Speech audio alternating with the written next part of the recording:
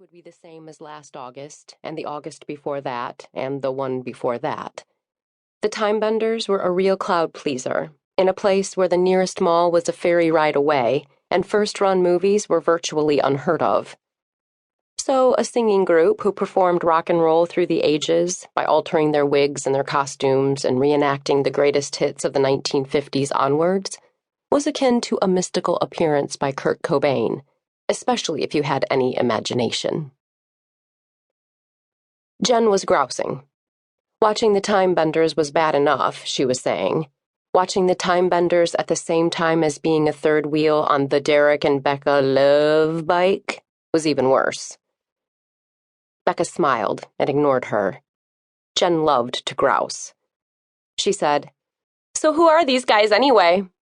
in reference to the Timebenders, as she dipped into the kettle corn and leaned comfortably against Derek's arm. "God, who do you think?" was Jen's unhelpful reply. "You know how other county fairs have shows where has-been performers give their last gasp before they finally hang it up and retire? Well, what we got is unknown performers reenacting the performances of has-been performers. Welcome to Whidbey." "And would you stop feeling her up, Derek?" she said to their companion. "Holding her hand isn't feeling her up," was the boy's easy reply. "No, if you want to see some serious feeling up." He leered at Becca.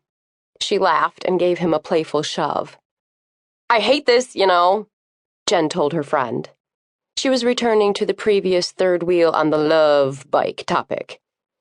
"I should have stayed home." "Lots of things come in threes," Becca said. "Like what?" "Well, tricycle wheels."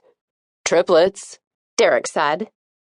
"Those three-wheel baby buggies for joggers who need to take their kids with them," Becca added. "Birds have 3 toes," Derek pointed out. Then, "Don't they?"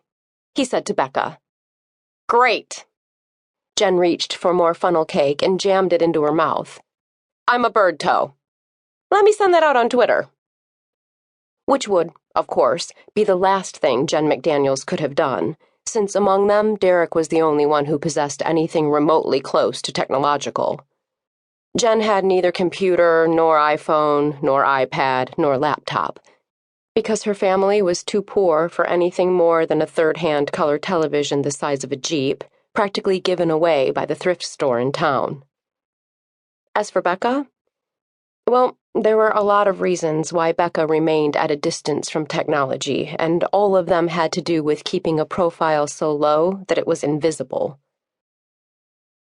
The Timebenders came forth at this point, climbing onto the stage past amplifiers that looked like bank vaults. Their wigs, pegged pants, white socks, and poodle skirts indicated that, just like last year, they'd be starting with the 50s. The Timebenders never worked in reverse.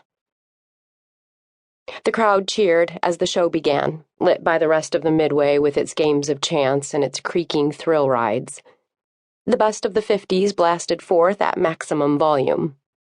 Over the noise, Jen shouted at Becca, "Hey, you probably won't need that thing." That thing was a hearing device that looked like an iPod in possession of a single earbud.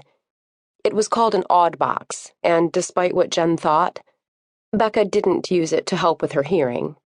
At least, not in the way Jen thought she used it.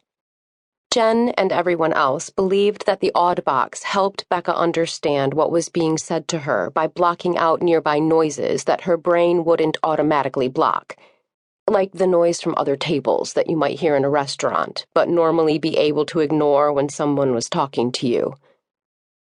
That was what Becca let people believe about the Audbox, because it did, actually, block out some noise. Only, the noise it blocked was the noise inside the heads of the people who surrounded her. Without the Audbox, she was bombarded by everyone's thoughts, and while hearing people's thoughts could have its benefits, most of the time, Becca couldn't tell who was thinking what.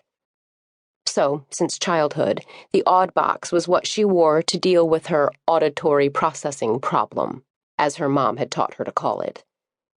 Thankfully, no one questioned why the Audbox's loud static helped her in